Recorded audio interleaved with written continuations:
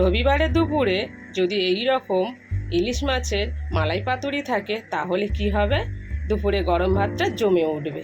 Hello friends, আমি চলে এসেছি ইলিশ মাছ নিয়ে। আজকের বানাবো ইলিশ মাছের মালাই পাতুরি। আমি মাছটা কাটতে বসে গেছি। অনেক দিন ধরে কর্তাকে বলছিলাম একটা বড় সাইজের ইলিশ মাছ নিয়ে এসো, তাই আজ কর্তা বাজার থেকে প্রায় 1.5 কিলো ওজনের একটা ডিম ভরা ইলিশ মাছ নিয়ে এসেছে। তা আমার ইলিশ মাছটা প্রায় কাটা শেষ হয়ে গেছে। দেখুন কত সুন্দরভাবে কাটা হয়েছে। তা আমি এখানে পুরো মাছটা করব না, আমি 4 পিস নিয়ে নেব। 4 পিস বড় সাইজের মাছ নিয়ে নিয়েছি এখানে। এটাকে বানাবো সর্ষে, কালো সর্ষে দিয়েছি, সাদা সর্ষে দিয়েছি আর কাঁচা লঙ্কা, আর দেব এর মধ্যে নারকেল। আমি পুরো নারকেলটা দিইনি এখানে।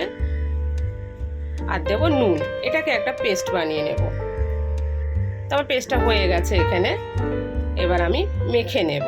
প্রথমে দিলাম হলুদ, তারপরে দেব নুন,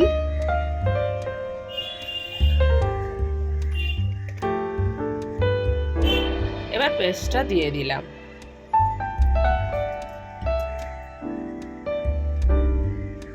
এবার দেব সর্ষের তেল। এটাকে আমি এবার ভালোভাবে মেখে নেব। আমার এখানে মাখাটা হয়ে গেছে। কলা পাতাগুলো আমি আগে থাকতে কেটে রেখেছিলাম। এটাকে আমি আগুনে সেঁকে নেব।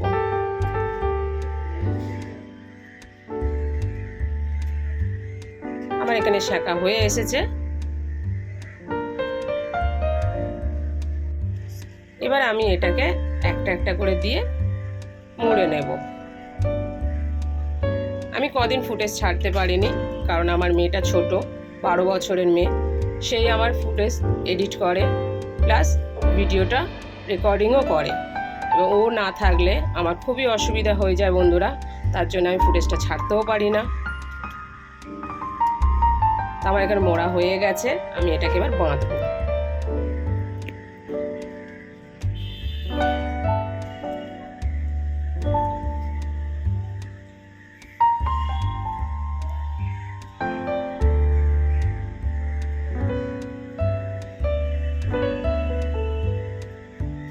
আমি এইভাবে বাকি মাছগুলোও বেঁধে নেব মুড়ে।